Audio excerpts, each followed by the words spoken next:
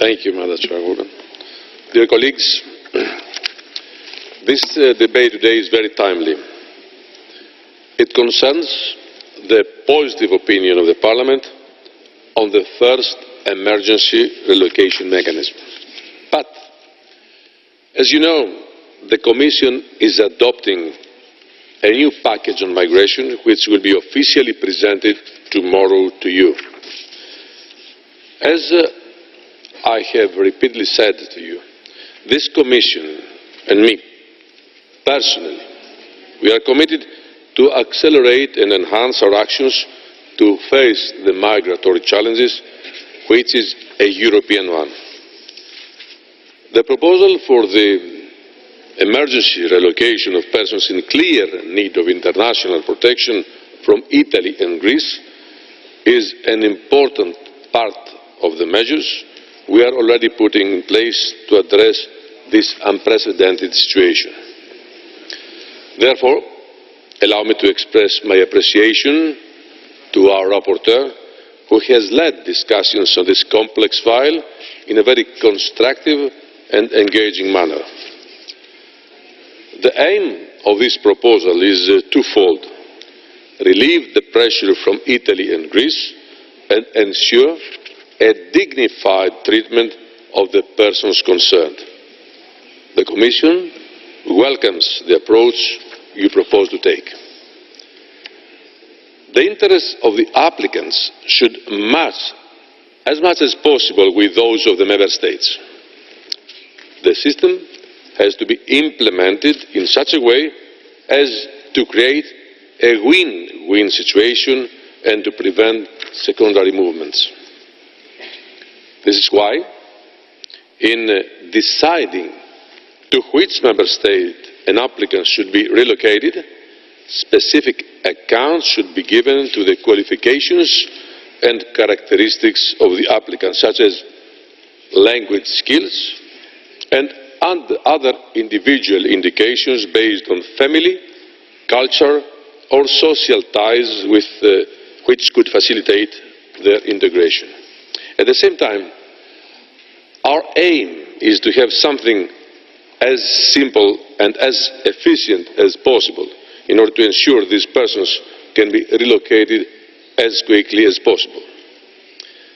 This will ensure proper protection of the applicants concerned while alleviating the burden on Italy and Greece.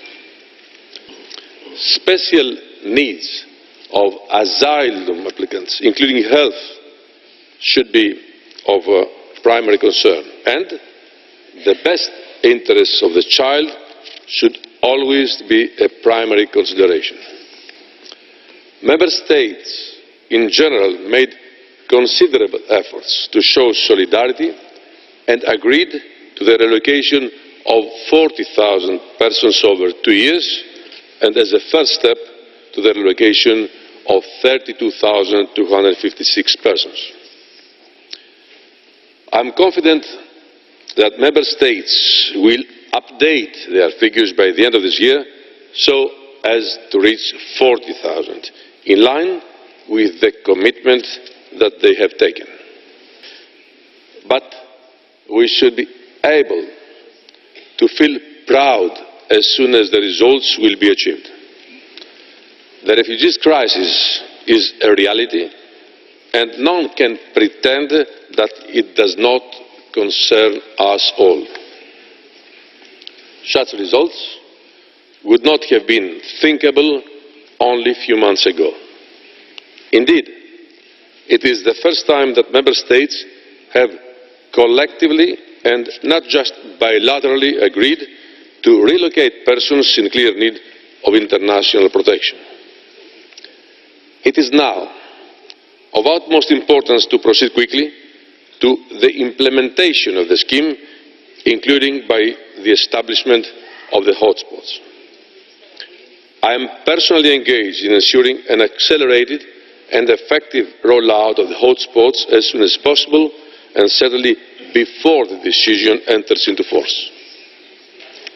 The hotspot approach is not only needed for the implementation of the relocation decision but more importantly, a key measure of solidarity vis-à-vis the most affected member states that rely on the coherent mobilisation of European agenda agencies.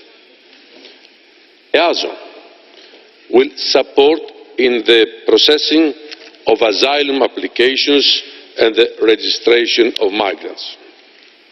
Frontex will help with the return process, while Europol and Eurojust will assist in the investigation of criminal networks. Let me underline that more than ever we need to work in a comprehensive way, as there is no single solution. The Commission will continue and speed up the implementation of all the aspects of this common challenge as set out in the agenda on migration. Thank you very much for your attention, and I'm ready to take note of your remarks and answer to your questions. Thank you. Merci, Monsieur. Thank you. Thank you, President. The need for solidarity between Member States on issues of those seeking asylum has been frequently discussed in this House over the years, and we have called for solidarity to be shown. And today's proposal gives us one way in which we can do it. And I think that many of us in this House feel that it's not good enough for certain governments to complain about the supposed failure of other Member States and then wash their hands and step back from offering assistance, with some pretty weak and pathetic excuses at times, I think. It's clear that Greece and Italy need help. We know the situation in those countries, and as I say, the proposals offer a way forward. A couple of colleagues have made reference to the British government, and I'm deeply ashamed that the British government is not willing to follow the German example. In fact, it seems to be aligning more with the Danish one in terms of benefits, as if somehow creating poverty and destitution amongst those who are pushed to come here is something to be proud of. I know that my country is offering support within EASO and within the region, and it's important, but we could do so much more, and the public at home thinks that too. We know the conditions which lead to better integration in terms of language, family, community, all of those things. But it's not everything. And it doesn't mean that certain member states with no real experience can stay inexperienced on the basis of their own prejudice and preference. Thank you. For 1 minute, Mrs. James.